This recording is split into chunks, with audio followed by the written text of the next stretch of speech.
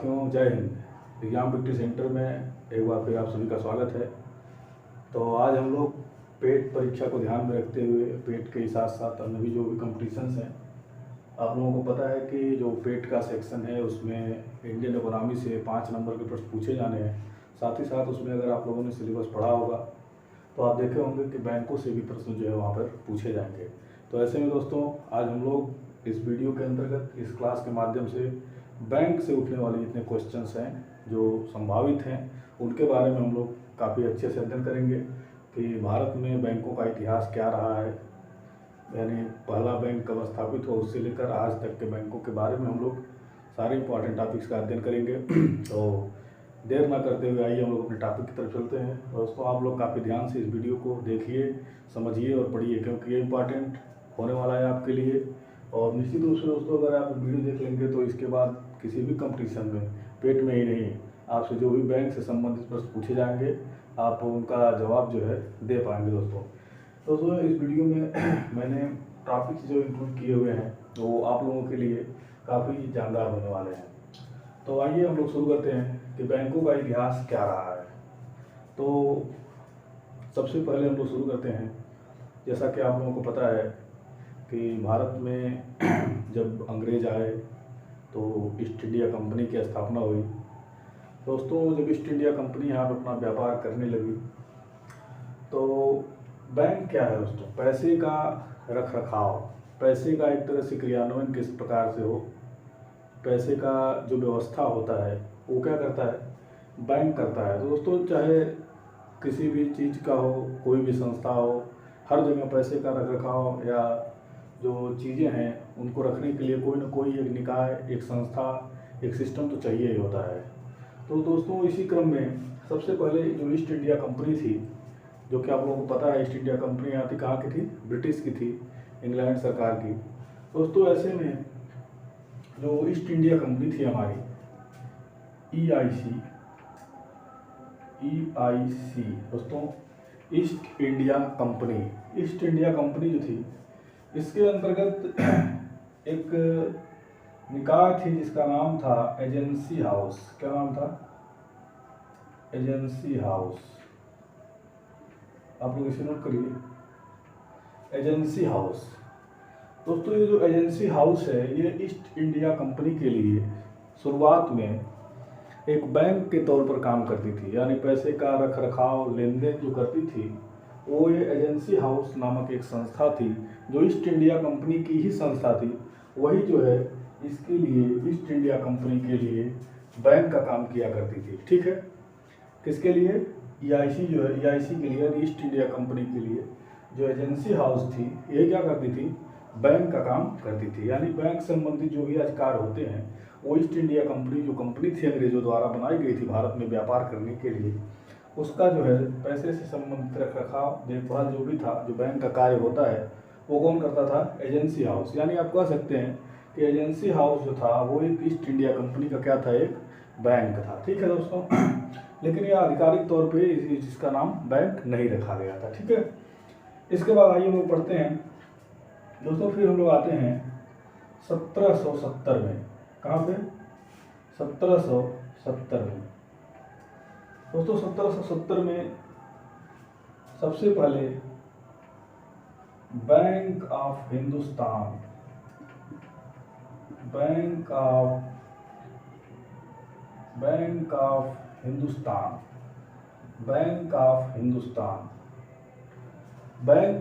हिंदुस्तान की स्थापना सबसे पहले होती है भारत में 1770 में।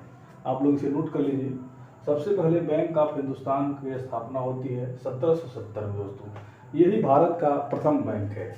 आप लोग इसे नोट करिएगा, यह भारत का प्रथम बैंक है, यह भारत का प्रथम बैंक है। भारत का प्रथम बैंक इन द सेंस ये है कि भारत उस समय आज़ाद तो था नहीं, लेकिन भारत में स्थापित होने वाला प्रथम बैंक कौन सा है? बैंक ऑफ हिंदुस्तान है। दोस्तों, अक्सर परीक्षाओं में पूछा जाता है कि भारत का पहला बैंक कौन है, कब स्थापित हुआ था। और एक चीज़ में और पूछता है, एक कंपनी थी अलेक्जेंडर कंपनी, कौन सी? अलेक्जेंडर कंपनी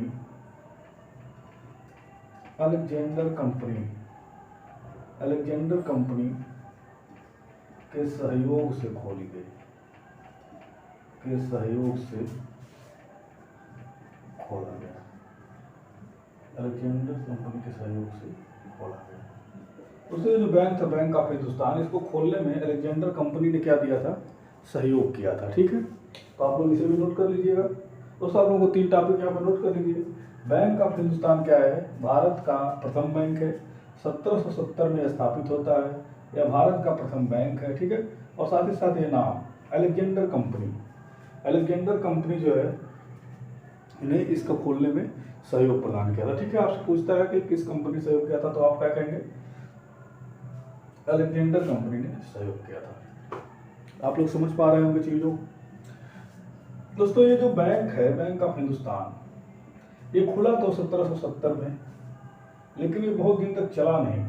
क्या हुआ दोस्तों, ये बहुत जल्द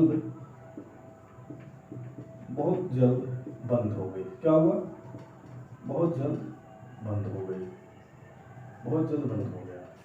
ये जो बैंक ऑफ हिंदुस्तान खुला था दोस्तों 1770 में, ये बहुत जल्द क्या हो गया, बंद हो गया, यानी अपना काम करना बंद कर दिया। ठीक है, तो लेकिन भारत का पहला बैंक है, 1770 में ये खुलता है, अलेक्जेंडर कंपनी के सहयोग से खुलता है। ठीक है दोस्तों, इसके बाद फिर ईस्ट इंडिया कंपनी तो है ही, ईस्ट इंडिया कंपनी तो थोड़ी बंद होगी, ईस्ट इंडिया कंपनी तो चली रही है, आप लोगों को पता है, अभी 1770 चल रहा है ना। तो ऐसे में जो अंग्रेजों की जो ईस्ट इंडिया कंपनी थी, तो उसके लिए किसी न किसी को बैंक का काम करना ही था। और दोस्तों आप लोगों को पता है कि बिना बैंक के कोई कंपनी कैसे काम कर सकती है, बैंक की संस्था के रूप में किसी न किसी को कार्य करना ही है। तो जब ये कंपनी बंद हो गई, इस कंपनी के बंद हो जाने के बाद दोस्तों सबसे पहले क्या होता है, अब जो है यहाँ पर अलेक्जेंडर कंपनी के सहयोग से खोला गया, 1770 में खोला गया, भारत का प्रथम बैंक है। ठीक है, जब अलेक्जेंडर ये बैंक ऑफ हिंदुस्तान बंद हो जाता है, तो इसके बाद सबसे पहले आप लोग पता है अंग्रेजों द्वारा 3 प्रेसिडेंसी बैंकों की स्थापना होती है। 3 प्रेसिडेंसी बैंकों की स्थापना होती है।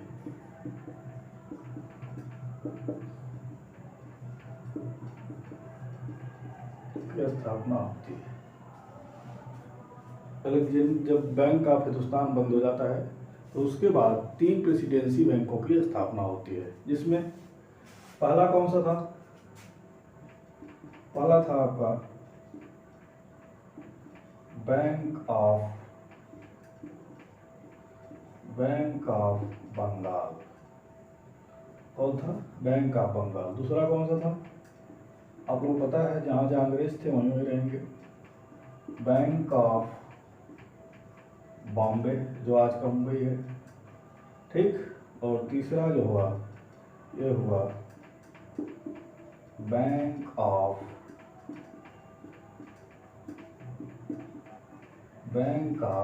मद्रास। ठीक है, आप लोग समझ पा रहे होंगे इसको। ठीक दोस्तों, इसके बाद क्या होता है, बैंक ऑफ बंगाल की स्थापना आप नोट करिएगा 1806 में, बैंक ऑफ बॉम्बे 1840 में, और बैंक ऑफ मद्रास 1843 में। ठीक है, इसे आप लोग स्क्रीनशॉट लीजिए। आगे चलकर जब बैंक ऑफ हिंदुस्तान बंद हो गया, उसके उपरांत आगे चलकर अंग्रेज सरकार द्वारा 3 प्रेसिडेंसी बैंकों की स्थापना की जाती है। प्रेसिडेंसी बैंक का मतलब ये है दोस्तों कि जो है सरकार के अधीन काम करती है, कंपनी के लिए काम करती है। ठीक है, तो इसके आप लोग पता है बंगाल में, बॉम्बे, मद्रास में यहीं पर अंग्रेजों का कब्जा हुआ करता था शुरू में, जब वो आए थे 1770 के आसपास। हालांकि इस समय तो पूरा फैल गया था, लेकिन फिर भी जो उनका मुख्य था यही था, बंगाल, बॉम्बे और मद्रास। तो इसीलिए यहाँ पर उन्होंने 3 प्रेसिडेंसी बैंकों की स्थापना किया। ठीक है, तो पहला इन्होंने बैंक ऑफ बंगाल बनाया, ये प्रेसिडेंसी बैंक है दोस्तों, याद रखिएगा ये तीनों क्या है, प्रेसिडेंसी बैंक है। ठीक है, प्रेसिडेंसी बैंक है। कौन सी बैंक है, प्रेसिडेंसी बैंक है। ठीक है, ये तीनों कौन से बैंक हैं?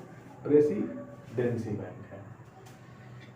Bank of Bengal, bank of Bombay और बैंक ऑफ मद्रास, ठीक है।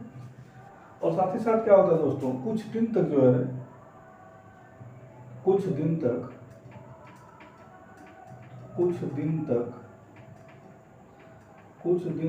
इन बैंकों को नोट छापने का भी अधिकार मिला था। मतलब दोस्तों क्या था कि ये जो बैंक थे, ये क्या करते थे, नोट भी छाप सकते थे। हालांकि कुछ दिन तक मिला था, उसके बाद इनसे अधिकार क्या हो, वापस ले लिया गया। ठीक है दोस्तों, तो आप लोग समझे। उसके बाद थोड़ा सा इम्प्रूव करने के लिए इन्होंने ये समझा कि नहीं, अब थोड़ा सा इसमें थोड़ा सा और क्या है, इम्प्रूव कर सकते हैं। तो ऐसे में क्या हुआ, इम्प्रूवमेंट को लेकर के एक एक्ट आता है 1860 में। 1860 में एक एक्ट आता है, 1860 में एक एक्ट आता है जिसे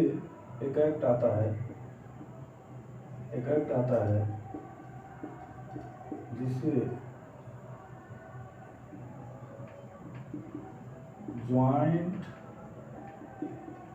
capital company act, joint capital company act के नाम से जानते हैं।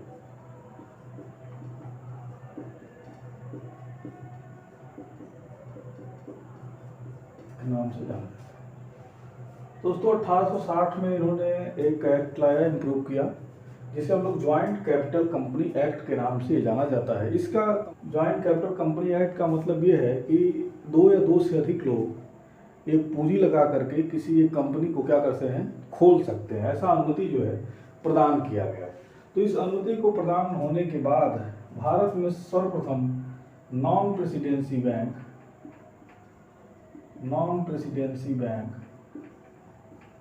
यानी प्रेसिडेंसी बैंक आप लोगों को पता है 3 खुले थे, bank of Bengal, bank of Bombay, bank of Madras. तो जब ये एक्ट आ गया, यानी इसके बाद 2 या 2 से अधिक लोग भी क्या करते हैं, आपस में पैसा, अगर किसी एक के पास पूरा पैसा नहीं है तो 2 या 2 से अधिक लोग, जितने लोग मिलकर हो जाए, मिलकर उतने लोग मिला करके क्या कर सकते हैं, कोई कंपनी खोल सकते हैं। तो सर्वप्रथम नॉन प्रेसिडेंसी बैंक, जिसे आप लोग होता है बैंक ऑफ इलाहाबाद। कौन सा?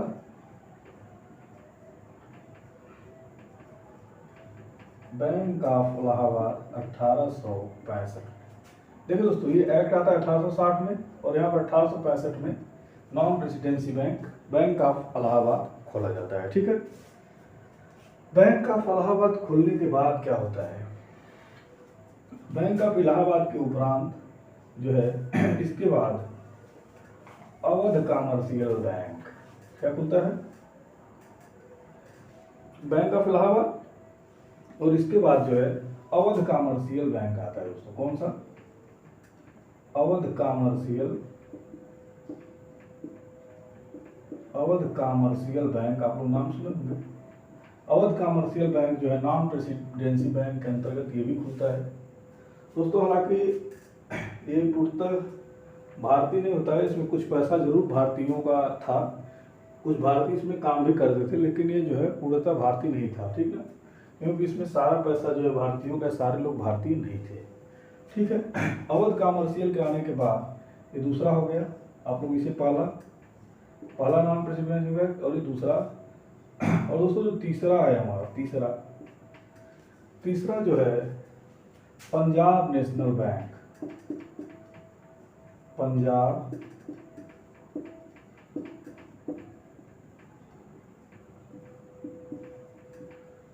नेशनल बैंक ये 1894 में, कब? 1894 में। दोस्तों इसके बारे में इम्पॉर्टेंट ये है कि ये जो पंजाब नेशनल बैंक है, ये प्रथम पूर्णतः भारतीय बैंक है। क्या है यह? प्रथम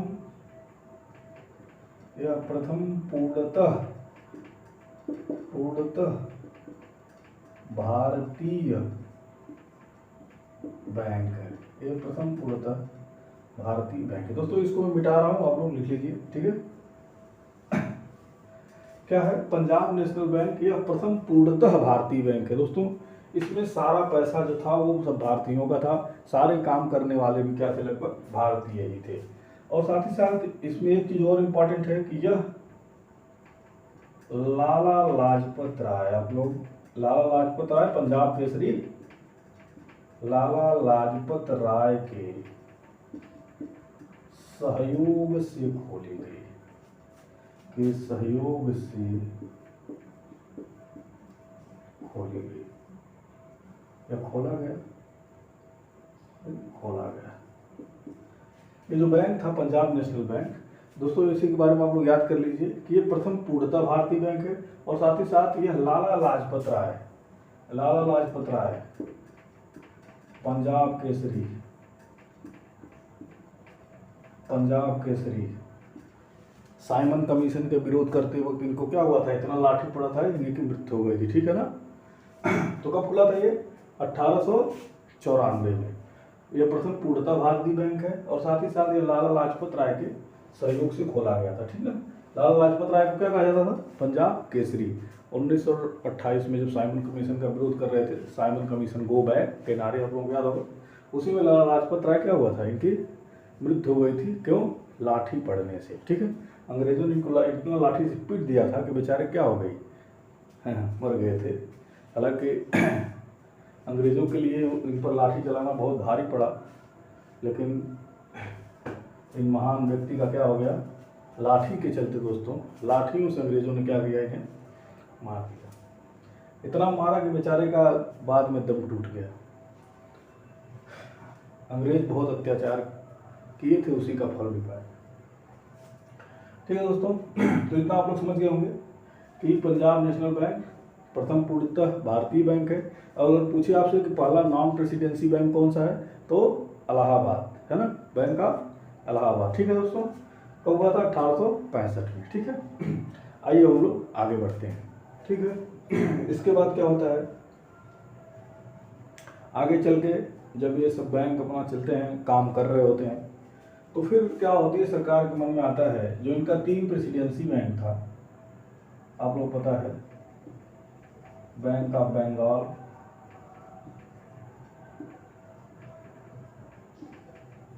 बैंक ऑफ बॉम्बे 1806 वाला, 1840 वाला, और बैंक ऑफ मद्रास। दोस्तों आप लोग पता है ये तीनों क्या थे, प्रेसिडेंसी बैंक है, प्रेसिडेंसी बैंक। तो हम लोग कहाँ 1894 तक पहुंच चुके हैं, यानी पंजाब नेशनल बैंक हमारा काम कर रहा है, प्रथम पूर्णतः भारतीय बैंक। उसके बाद दोस्तों क्या करता है, 1921 में इन तीनों बैंकों को मिला करके, इन तीनों बैंकों को आपस में मिला दिया जाता है, ज्वाइंट कर दिया जाता है, और इनका नाम रखा जाता है imperial bank of India, imperial bank of India.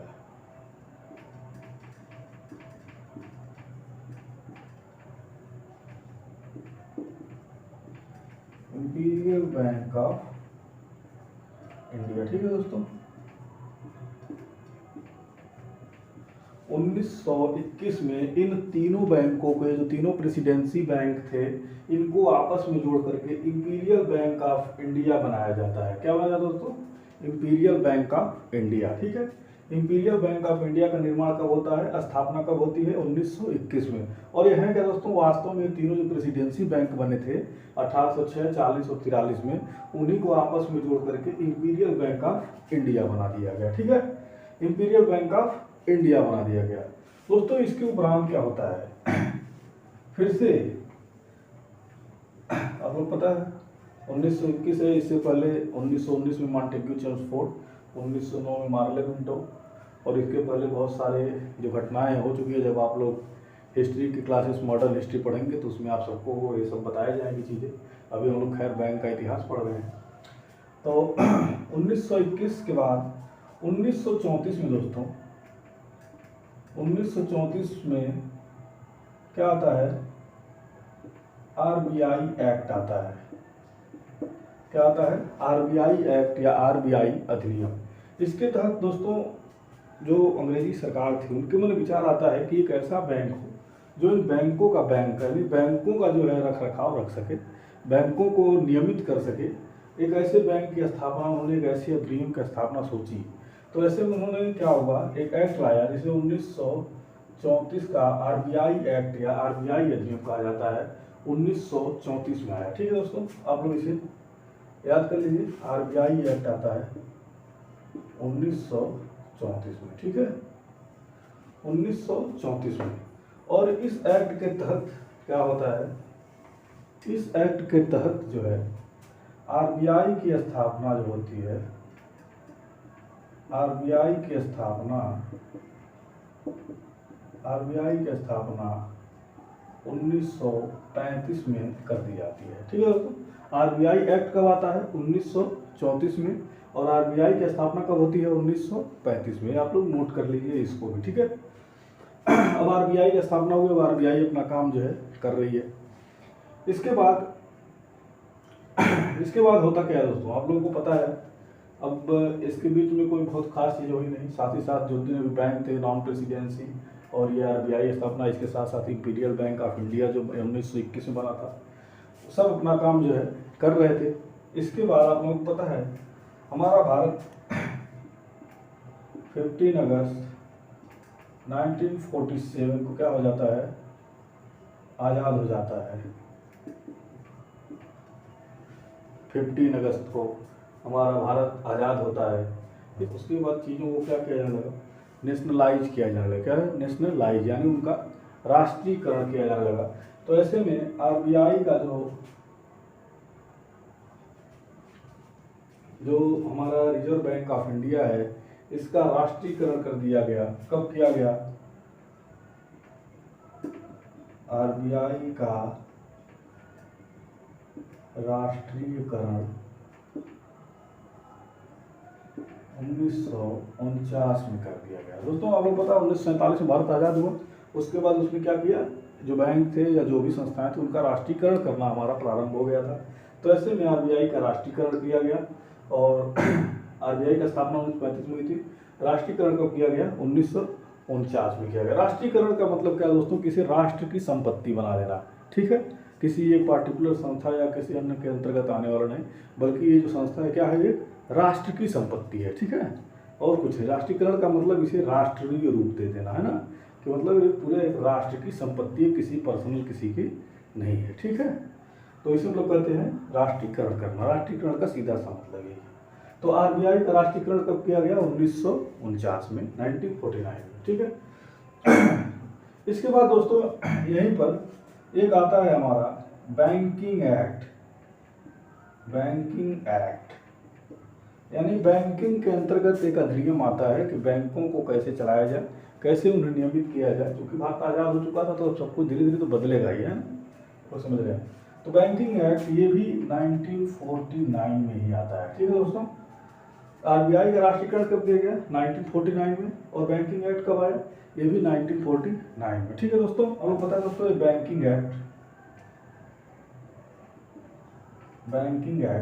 कब आता है, 1949 में। इस एक्ट के तहत जो हमारा इंपीरियल बैंक ऑफ इंडिया था, इंपीरियल बैंक ऑफ इंडिया, ये जो हमारा यहाँ पर इंपीरियल बैंक ऑफ इंडिया जो था हमारा, ये क्या था, कब बना था, 1921 में। कैसे बना था, तीनों प्रेसिडेंसी बैंकों को मिलाकर।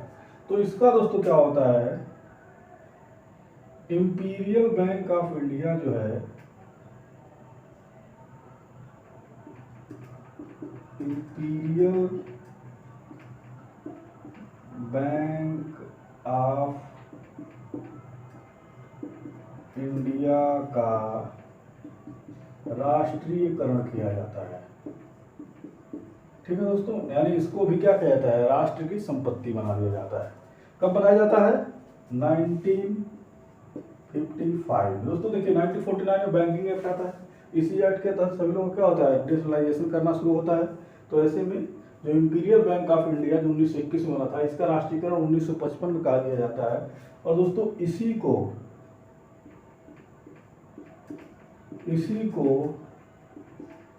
स्टेट बैंक ऑफ इंडिया नाम दिया गया। स्टेट बैंक ऑफ इंडिया यानी SBI कहा गया। ठीक है दोस्तों, इसका नाम क्या हुआ, चेंज कर दिया गया। इंपीरियल बैंक ऑफ इंडिया का जब राष्ट्रीयकरण किया गया 1955 में, तो इस बैंक का नाम जो है चेंज कर दिया गया और इसे क्या किया गया, स्टेट बैंक ऑफ इंडिया नाम दिया गया। ठीक है दोस्तों, क्योंकि इस समय इंडिया आजाद हो चुका था, तो इसका नाम स्टेट बैंक ऑफ इंडिया रखा गया। ठीक है, तो यहाँ सब लिखेंगे स्टेट बैंक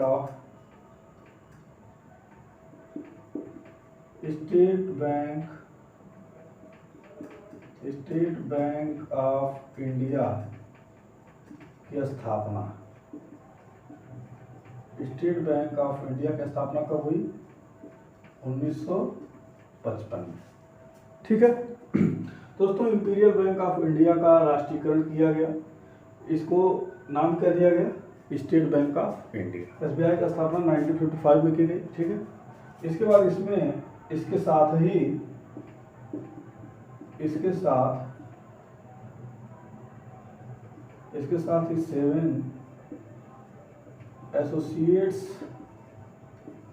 एसोसिएट्स बैंक को भी इसमें जोड़ दिया गया, इसमें मिला दिया गया। ठीक है दोस्तों, यानी इसका भी जो थे, जैसे state bank of Bikaner and Jaipur, Hyderabad, इस इंदौर, मैसूर, इन सब जो बैंक थे इनको भी SBI में क्या किया गया, मिला दिया गया। ठीक है दोस्तों, इनको भी क्या किया गया, SBI में मिला दिया गया। ठीक है, कब मिला दिया गया, 1955 में। कितने एसोसिएट्स बैंक को इसके साथ जोड़ा गया था, 7 एसोसिएट्स बैंक। ठीक है, 7 एसोसिएट्स बैंक को इसके साथ जोड़ा गया था। फिर इसके बाद हम लोग आगे बढ़ते हैं।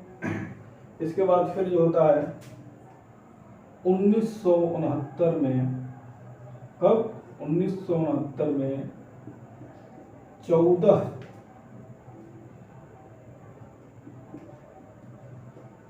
बैंकों का राष्ट्रीयकरण किया गया, जिनका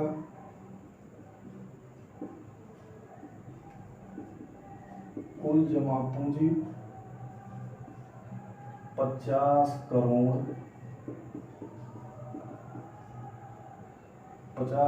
से ऊपर था। 50 करोड़ से ऊपर था। ठीक है, इसे आप लोग पॉइंट नोट करिएगा। 1969 में यानी प्रथम चरण का राष्ट्रीयकरण किया गया 14 बैंकों का। ठीक है दोस्तों, एक साथ 14 बैंकों का। ठीक है, एक साथ 14 बैंकों का राष्ट्रीयकरण किया गया। इसके बाद ठीक है, 14 बैंकों का राष्ट्रीयकरण किया गया। किन बैंकों का किया गया, जिन बैंकों का कुल जमा पूंजी जो था वो 50 करोड़ से ऊपर था। ठीक, इसके बाद फिर हमारा आता है 1980 में। 1980 में दोस्तों क्या होता है, 1980 में 6 बैंकों का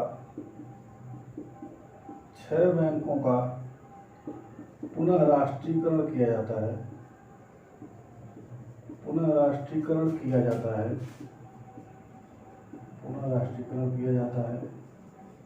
ठीक है, 6 बैंकों का राष्ट्रीयकरण किया जाता है। जिनका कुल जमा पूंजी जो था वो 200 करोड़ से क्या था, ऊपर था दोस्तों। जिनका 200 करोड़ से ऊपर था कुल जमा पूंजी, उन 6 बैंकों का 1980 में क्या किया गया, राष्ट्रीयकरण किया गया। ठीक है, अब आइए हम लोग और आगे चलते हैं। तो इसके बाद फिर क्या होता है, आप लोग पता है 1980 में सेकेंड चरण का जो है राष्ट्रीयकरण 6 बैंकों का पूर्ण होता है, जिनका कुल जमा पूंजी 200 करोड़ से ऊपर होता है। इसके बाद आपको पता है 1991 में PV नरसिम्हा राव पीवी नरसिम्हा राव की सरकार आती है, श्री पीवी नरसिम्हा राव, ठीक है। इस समय वित्त मंत्री कौन थे? श्री मनमोहन सिंह जी।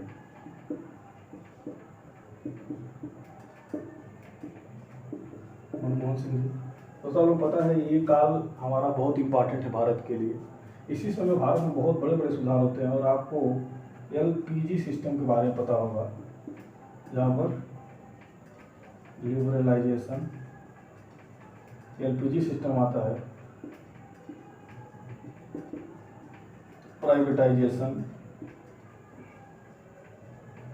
और ग्लोबलाइजेशन, ये तीनों सिस्टम हमारे भारत में इनके द्वारा अपनाया जाता है दोस्तों। और भारत की जो इकोनॉमी है इस समय में दोस्तों बहुत ज़्यादा ग्रोथ करती है, काफ़ी ज़्यादा आगे जाती है, ठीक है। ये दोनों जोड़ी इकोनॉमी के लिए सबसे बेस्ट दोस्तों, ठीक है। 1991 में बहुत बड़े बड़े रिफॉर्म आते हैं और 1991 में ये हमारा क्या होता है, एलपीजी सिस्टम जो है लागू होता है, ठीक है। एलपीजी सिस्टम जो है लिबरलाइजेशन, प्राइवेटाइजेशन और ग्लोबलाइजेशन, ठीक है दोस्तों। फिर इसके बाद क्या होता है, यहीं पे एक होता है यम नरसिम्हन समिति आता है, आप नाम सुनेंगे, यम नरसिम्हन समिति, यम नरसिम्हन समिति दोस्तों। इसके अनुशंसा पर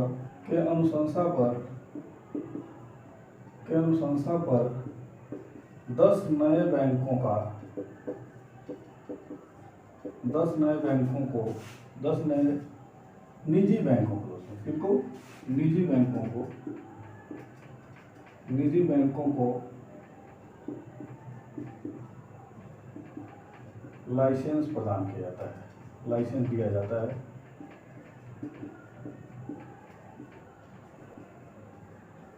और इन्हें आरबीआई की दूसरी सूची, जिसे हम लोग शेड्यूल कहते हैं, ठीक है, उसमें दूसरी सूची में डाला जाता है, ठीक है। आप लोग इसे समझ लेंगे। यम नरसिम्हन समिति किस पे है? बैंकों के लिए बनी हुई थी, ठीक है। तो यम नरसिम्हन समिति के बाद फिर से यम नरसिम्हन समिति जो है एक बार फिर इसके अभी लोग पढ़ा पिछले इसी के अनुशंसा पर 10 निजी बैंकों को दिया गया। फिर इन्हीं के अनुशंसा पर 1998 में जो है 2 नए बैंकों को और लाइसेंस दिया जाता है।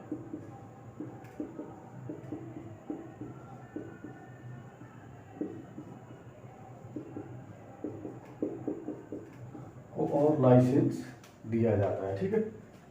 कौन कौन से? यस बैंक और दूसरा आप लिख लीजिए कोटक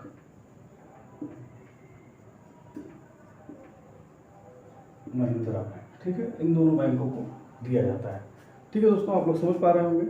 इसके बाद दोस्तों एक और समिति आती है, बिमल जालान समिति।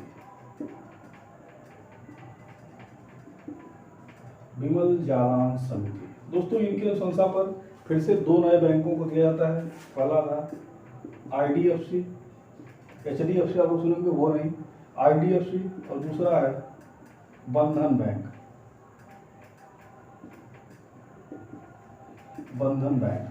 दोस्तों ये बिमल जालान समिति ने इंडियन पोस्टल पेमेंट्स बैंक जो आजकल चल रहे हैं, इस पर भी इन्होंने चर्चा किया हुआ था, लेकिन जो निर्णय था उन्होंने सरकार के ऊपर उसमें छोड़ दिया था। और धीरे धीरे आज आप देख रहे हैं कि जो इंडियन पोस्टल पेमेंट्स बैंक है उनका एक बैंक के रूप में विकास होता जा रहा है दोस्तों। उस पर बिमल जालान समिति ने चर्चा किया हुआ था, ठीक है दोस्तों। आप लोग समझ पा रहे होंगे दोस्तों। आप लोगों को बैंक जितना मैंने पढ़ाया, अगर इतना आप लोग पढ़ लेंगे दोस्तों, निश्चित रूप से कोई भी एग्जाम निकलेगा, अगर मतलब निकलने का इन द सेंस कि बैंकिंग से क्वेश्चन पूछा जाएगा तो वो आप लोगों से हो जाएगा, ठीक है दोस्तों। तो आप लोग समझ पा रहे होंगे। अगर दोस्तों आप लोग अच्छा लग रहा है वीडियो तो अधिक से अधिक लोगों तक पहुँचाइए इसे, और खुद भी अगर अच्छा लगे तो लाइक करिए, सब्सक्राइब भी कर दीजिए, ठीक है दोस्तों। लाइक सब्सक्राइब करते रहिए और हमसे जुड़े रहिए। इस और अच्छी अच्छी चीज़ें जो हैं, जो आपके पेट एग्जामिनेशन के लिए या एग्जामिनेशन के लिए हैं, लगातार हमारे द्वारा लाई जाएंगी और अच्छे तरीके से लाई जाएंगी दोस्तों। आप लोगों की जो पेट के लिए मैथ की क्लास है दोस्तों, वो बहुत जल्द शुरू होने वाली है, ठीक है। मैथ आप लोगों के क्लासेस एकदम स्टार्ट हैं और वीडियो भी आप लोगों को डाल दी जाएगी, आप लोग उसे देखिएगा। ग्राफ काफ़ी आसानी तरीके से आप लोगों को समझाएंगे। ठीक है, ठीक है दोस्तों, सारी चीज़ें आप लोग पास पहुँचाई जाएंगी। तो इतना आप लोग याद कर लीजिए, विमल जलान समिति, एम नरसिम्हन समिति, 2 समिति याद किए रहिएगा, ये बैंक से संबंधित है। ठीक है, एम नरसिम्हन समिति के अनुसार 2 नए bank, US bank, Kotak Mahindra bank, और विमल जलान समिति के आधार पर IDFC और बंधन बैंक, इन्होंने पोस्टल पेमेंट्स बैंक के लिए भी जो है चर्चा किया हुआ था, लेकिन निर्णय सरकार पे छोड़ा हुआ था। ठीक है दोस्तों, आप लोग समझ पा रहे होंगे। आइए अब हम लोग थोड़ा सा जो अभी हाल फिलहाल में जो बैंकों का मर्जिंग हुआ है उनके बारे में हम लोग थोड़ा जानकारी लेते हैं। बस बैंक में दोस्तों इससे ज़्यादा हमें नहीं पढ़ना है, पेट में बहुत है। खाली पेट के अगर कोई भी मतलब ग्रुप डी UP के लिए उसमें अगर एक GK के तौर पर पूछा जाएगा तो इससे ज़्यादा नहीं पूछा जाएगा। ठीक है दोस्तों, तो आइए हम लोग मर्जिंग ऑफ बैंक्स थोड़ा सा पढ़ लेते हैं। तो दोस्तों सबसे पहले मर्जिंग ऑफ बैंक्स में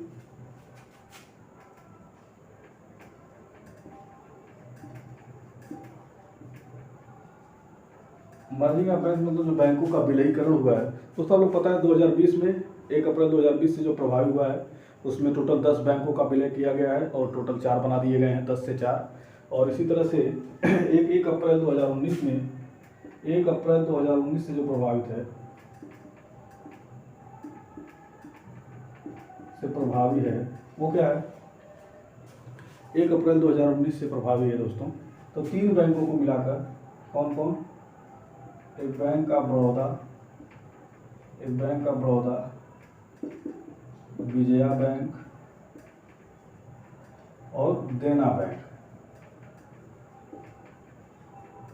दोस्तों इन तीनों को मिला करके अब जो है इनका बैंक ऑफ बड़ौदा में विलय कर दिया गया। क्या कर दिया गया, बैंक ऑफ बड़ौदा में मिला कर दिया गया। यानी अब जो विजया बैंक और देना बैंक है ये दोनों किसमें मिला दिए गए, बैंक ऑफ बड़ौदा में। और ये जो दोस्तों मर्जिंग है ये 2019 से प्रभावी है। ठीक है, अब हम लोग एक आप लोग याद रखिएगा। अब इसके बाद आइए जो 2020 से प्रभावी है, 1 अप्रैल 2020 से जो प्रभावी है। अब जो 1 अप्रैल 2020 से प्रभावी है, टोटल 10 बैंक हैं, 10 बैंकों को 4 बैंकों में विलय कर दिया गया है। वही पढ़ लेते हैं, हमारा ये लास्ट टॉपिक होगा, आप लोग जुड़े रहिए। दोस्तों इसमें जो पहला है PNB है, आप लोग नाम सुने होंगे। फिर ओरिएंटल बैंक ऑफ इंडिया है,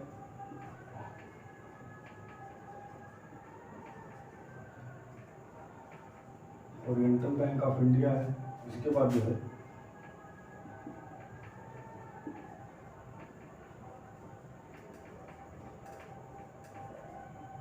यूनाइटेड बैंक ऑफ इंडिया है। ठीक है, यूनाइटेड बैंक ऑफ इंडिया है। इन तीनों को मिला करके अब जो है इनको PNB में मिला दिया गया। ठीक है दोस्तों, आप लोग इसे स्क्रीनशॉट ले लीजिए। इसके बाद जो है दोस्तों हमारा दूसरा वो है union bank of India, union bank of India, Andhra bank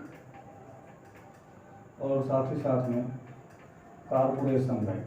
कौन सा, कारपोरेशन बैंक। दोस्तों इन तीनों को किसमें मिला, ये दोनों को यूनियन बैंक ऑफ इंडिया मिला दिया गया। यानी अभी इन्हें संयुक्त रूप से यूनियन बैंक ऑफ इंडिया कहा जाएगा,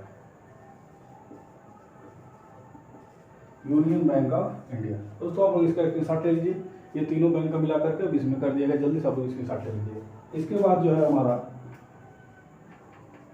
कैनरा बैंक और सिंडिकेट बैंक, इन दोनों को मिला करके दोस्तों कैनरा बैंक,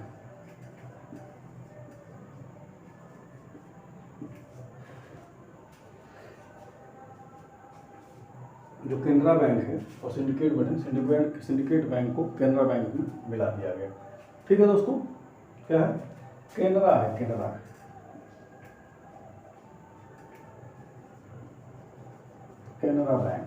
ठीक है, कैनरा बैंक और सिंडिकेट बैंक को निकाल कर कैनरा बैंक कहा जाएगा। आप लोग इसके साथ ले लीजिए जल्दी से।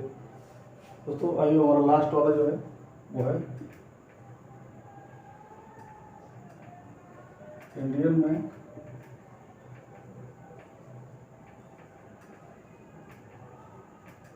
दोस्तों इन दिनों को मिला दिया गया और इलाहाबाद बैंक को इंडियन बैंक में मर्ज कर दिया गया।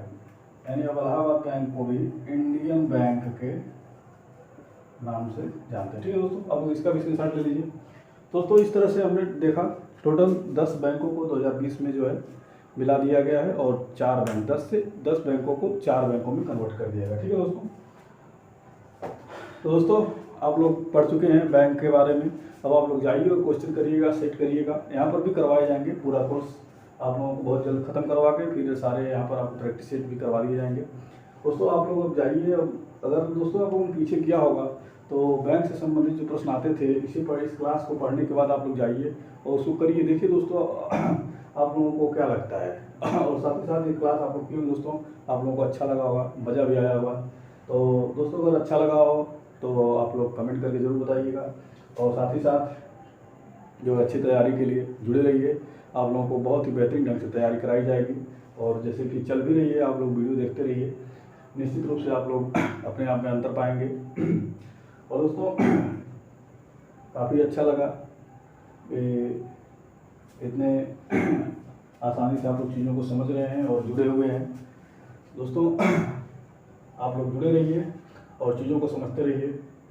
वीडियो को बहुत ज़्यादा लंबा नहीं करते हैं और भी जो आगे की चीज़ें हैं वो आप लोगों के समक्ष लाई जाएंगी और काफ़ी अच्छे तरीके से आप लोगों की तैयारी जो है करा दी जाएगी दोस्तों। ठीक है, तो दोस्तों हमारा आज का सेशन ये जो आज क्लास था वो पूरा हो गया।